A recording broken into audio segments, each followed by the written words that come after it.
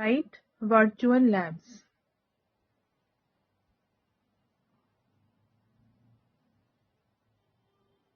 Here, select the first one. Then, as you know, you have to select the electronics and communications. Go to basic electronics lab. Then see the list of experiments. The BJT common emitter characteristics experiment. Click the experiment number 10. You can see here theory part. You can see theory, then procedure, simulation, quiz, references. Now you can read out this objectives part, that is at the end of the module the student would be able to explain the structure of bipolar junction transistor, operation of bipolar junction transistor, then explain the common emitter characteristics of a BJT. You can see here the circuit symbol of NPN transistor, circuit symbol of PNP transistor, and it also shows the structure. This is the structure, as you know. And then comes here you can see the structure of PNP transistor. 3 different terminals of a transistor, that is BJT, that is emitter E, base B, and collector C. And you can see here 4 different regions: cutoff region, as you can see here, cutoff region, saturation region, active region, and breakdown region. Remember this ones. What is cutoff region?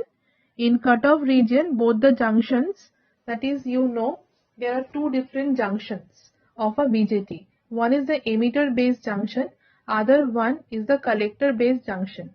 So for the cutoff region, both the junctions will be in the reverse bias condition. You can read it out, this part. In cutoff region, both the junctions are reverse biased. Base emitter junction is reverse biased. As you can see, VBE is less than 0, that is, that will be a reverse voltage is applied.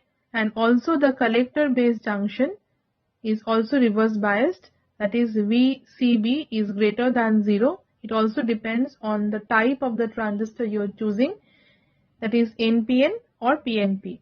With reverse biasing, all the currents will be approximately 0. Obviously, you know, that is when a junction is reverse biased, leakage current flows across the junction.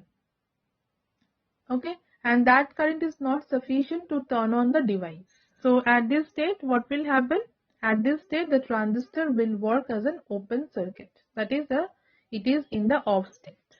Now let us see the forward active region. Forward active region means when the emitter base junction or the base emitter junction, you can see here, base emitter junction is forward biased and the collector base junction is reverse biased. In this case, the forward bias of the base emitter junction will cause the injection of both holes and electrons across the junction. The holes are of little consequence because the doping levels are adjusted to minimum. You can read it out because in the forward active region, if for example, if you want to use a bipolar junction transistor as an amplifier, then essentially you have to keep the transistor in the active region, the forward active region. Just remember the condition. That is, for the forward active region, you have to keep the emitter base junction forward biased and the collector base junction reverse biased. Okay. Now you know this equation, that is alpha equal to IC by IE. So we can write this equation simply, that is IC equal to minus alpha F into IE plus ICO. What is ICO? ICO is the collector reverse saturation current. Now let us see what is saturation region. In saturation region, both the junctions, that is the base emitter junction is forward biased and the collector base junction is also forward biased. That is just opposite to the cutoff region. Okay. So the maximum current flows through the transistor as both the junctions are forward biased, so obviously there will be a heavy flow of the carriers. Okay.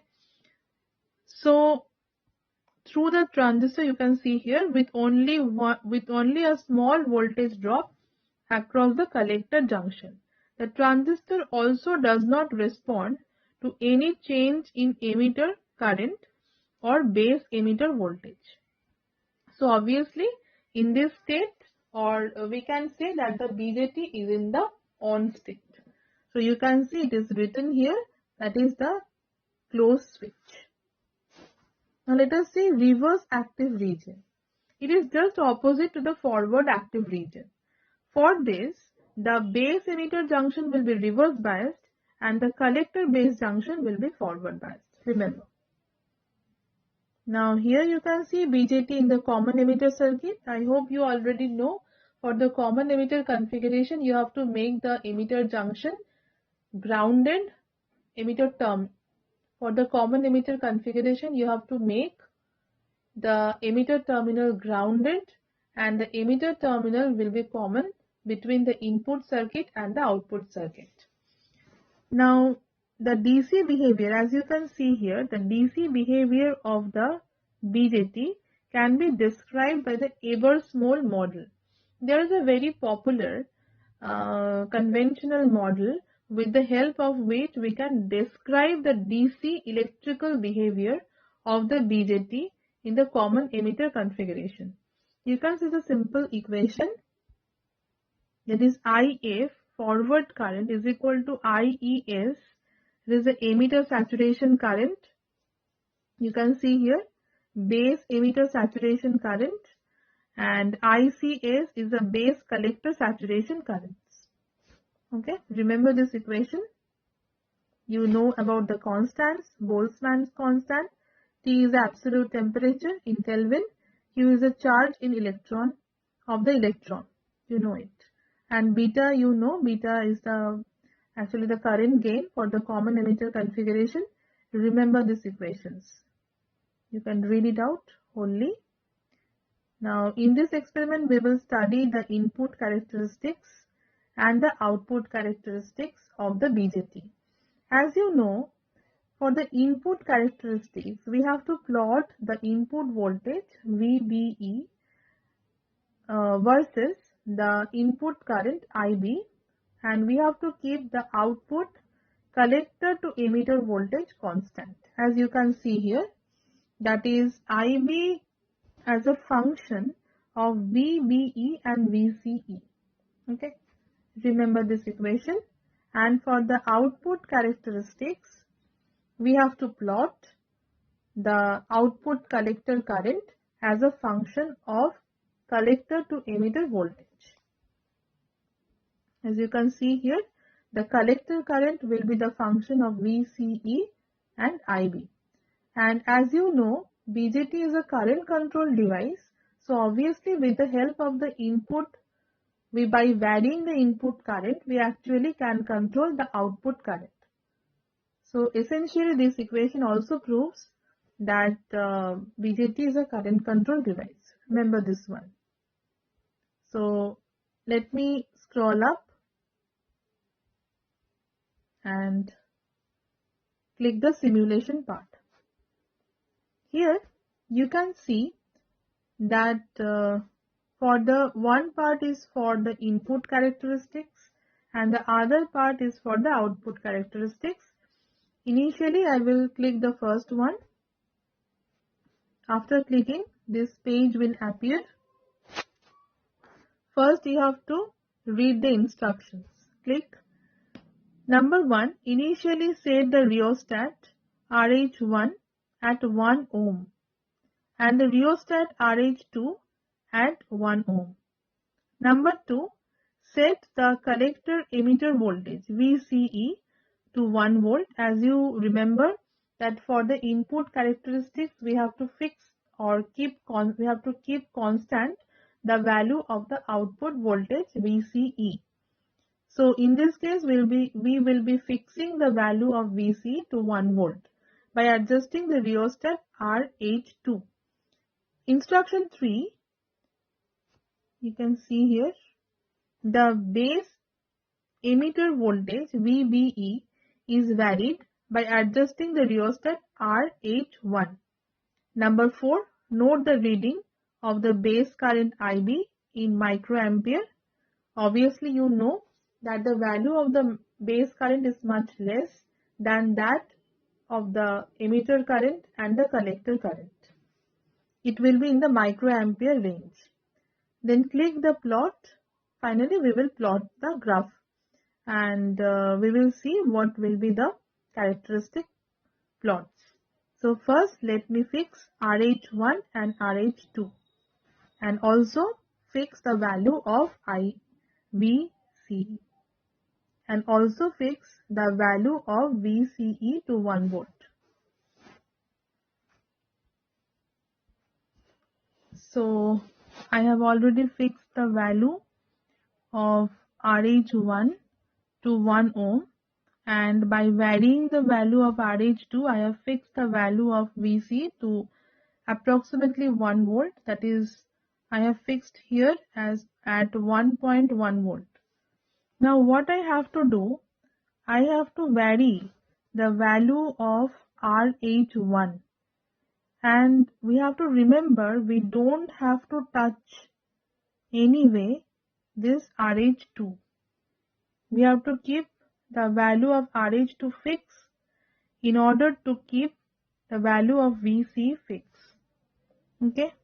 Now we will increase this one, RH1. Now first one I will, for this RH1 equal to 1 ohm, I will click add to table. You can see here it is actually the first data. Now let me shift it. You can also shift it like this, add to table.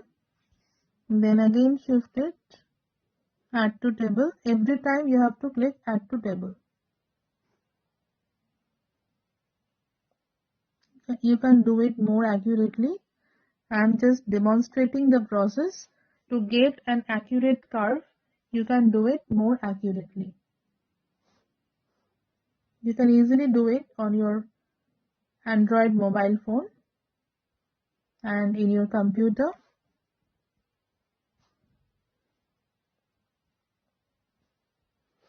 So we have got 10 data points. Now simply what we have to do, we have to plot it. Click plot. So you can see the plot here. What you are observing, that is with the increase in the voltage, the value of the current is increasing but in an exponential manner. Okay. So you have already observed it in the theoretical part. Now we will study the BJT output characteristics. Click the second one. Now read the instructions properly. Initially, set the value of RH1 equal to 1 ohm and RH2 equal to 1 ohm. Then number 2, set the base current IB equal to 15 microampere. But it is just given. You can also fix the value of the IB to other values also. Okay. Just you don't have to fix the value of IB at equal to 0. Just remember this one. You can fix it to any finite value, but always keep in mind we cannot change the value or we cannot fix the value very high. There is obviously a threshold. So we have to keep it, or there is obviously a limit. We have to keep in mind. Then number 3, vary the collector and emitter voltage, collector to emitter voltage VC, and we have to observe the change in the current. So let's do it. So firstly we will set. So I have already set it. RH1 equal to say 15 ohm, that is to keep this value approximately, to keep this value of IB approximately 15.35 microampere. Okay, you can also fix it more accurately. Now RH2 is the rheostat. Now we will be varying it we will vary the value of the RH2. In order to vary, we will vary the value of the RH2 in order to vary the value of this voltage and this current. Okay. So let us plot the first one, add to table. Now we will vary the value of RH2. Again add to table. Add to table. Every time you have to click it, add to table. You can take more precise, or you can also take more precise points, that is you can take small steps. So here I have obtained 8 data points. You can see at the left side. Now we will plot it. You can see the graphical plot. So what we obtained in the theoretical part, it was like this. So the graphical plot, you can see it is almost like this. If you take more data points, the graph will be more accurate. So from this graphical point, you can find out different parameters. Like you can find out the hybrid parameters. Right? For example, you can find out the value of 8Fe from this graph. So you can do this exercise on your copy. Okay.